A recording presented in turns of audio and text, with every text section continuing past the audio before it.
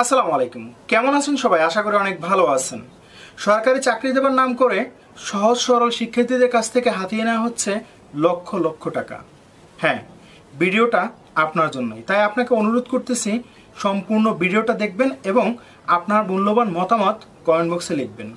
প্রিয় ভাইয়েরা, এই চক্রটা তারা সারা বাংলাদেশের সহজ সরল শিক্ষার্থীদের কাছ থেকে টাকা হাতিয়ে নিচ্ছে এবং তাদের সাথে প্রতারণা করে যাচ্ছে।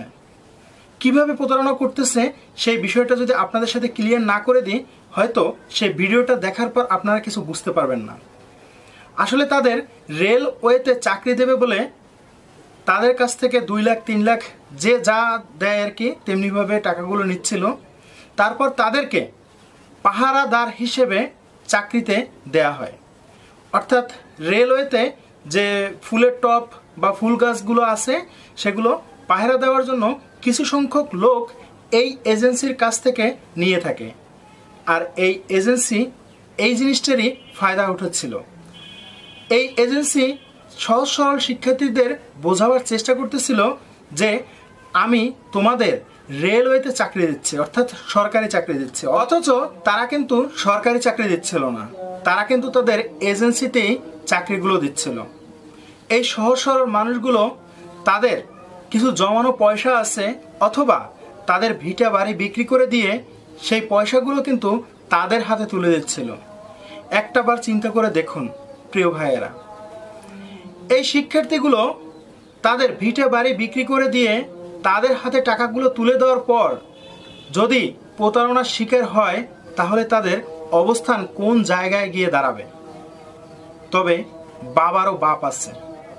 এই প্রতারক চক্রদেরকে ধরে এমনভাবে উত্তম মাধ্যম দিল একজন সাধারণ মানুষ, সেটা দেখে আমি আশ্চর্য হয়ে গেলাম যে এখনও পৃথিবীতে অনেক মানুষ আছে যারা কিনা অন্যায়ের প্রতিবাদ করতে জানে, যারা কিনা সরাসরি মানুষদের সামনে গিয়ে দাঁড়াতে জানে। প্রিয় ভাইয়েরা, এই ধরনের মানুষদেরকে আমরা শ্রদ্ধা জানাই এবং প্রত্যেকটা এলাকায় যদি এই ধরনের সাহসী কিছু প্রতিবাদী ভাইয়েরা থাকে, হয়তো আমাদের দেশটা ফুলের মতন সুন্দর হয়ে যেতে পারে। প্রিয় ভাইয়েরা, চলুন আমরা সরাসরি সেই ভিডিওটা একটু দেখে আসি।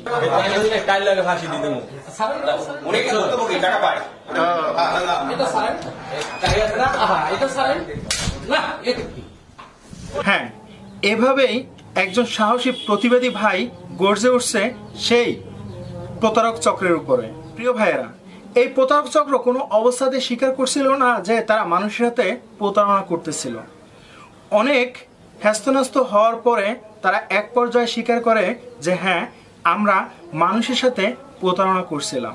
প্রিয় ভাইয়েরা, আসলে এদেরকে চিনে রাখার দরকার। শুধু চিনলেই হবে না, এদেরকে সারা বাংলার মানুষ যেন চিনে সেই ব্যবস্থাই করতে হবে। তাই আপনাদেরকে অনুরোধ করতেছি ভিডিওটাই শেয়ার করুন। প্রিয় ভাইয়েরা, আসলে এই ধরনের প্রতারকরা আমাদের বাংলার মাটিতে যতদিন থাকবে ততদিন আমাদের মতন কিছু সাধারণ মানুষরা কিন্তু প্রতারণার শিকার হয়ে চলবে। অবশেষে তারা প্রতারণা করার কারণে ক্ষমাও চেয়েছে। এই ধরনের প্রতারণা করবো না, তওবা তওবা তওবা। বিষয়টা একদম ক্লিয়ার। তারা যদি প্রতারণা না করতো তাহলে এইভাবে ক্যামেরার সামনে কখনোই তারা ক্ষমা চাইতো না। ভিডিও শেষ পর্যায়ে চলে এসেছে। ভিডিওটি যদি ভালো লাগে অবশ্যই একটা লাইক দেবেন, আর আপনি যদি নতুন হয়ে থাকেন প্লিজ সাবস্ক্রাইব করে পাশে থাকা বেল আইকনটা অন করে রাখবেন নিত্য নতুন আপডেট পাওয়ার জন্য। আজকের মতন এখানে বিদায় নিচ্ছি, ইনশাল্লাহ দেখা হবে অন্য কোনো ভিডিওতে। আসসালামু আলাইকুম।